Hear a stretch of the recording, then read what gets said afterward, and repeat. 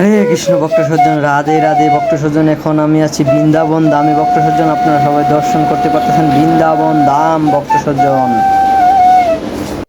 সার্চে এরকম উল্লেখ আছে ভক্ত সজ্জন, বৈষ্ণব যেখানে থাকে সেটা ওই বৃন্দাবন ধাম ভক্ত সজ্জন।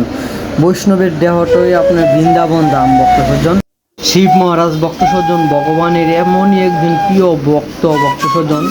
আপনারা শিব মহারাজের জীবন কাহিনী পড়লে জানতে পারবেন ভক্ত সজ্জন। শিব মহারাজ সারাক্ষণ ভগবানের জপ করতেই থাকেন ভক্ত সজ্জন।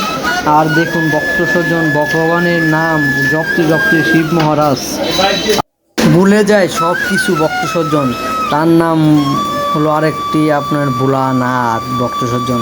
সব কিছু ভুলে যায় দেখে তার নাম হলো ভোলানাথ ভক্ত সজ্জন। এরকম হাজারো নাম আছে শিব মহারাজের ভক্ত সজ্জন।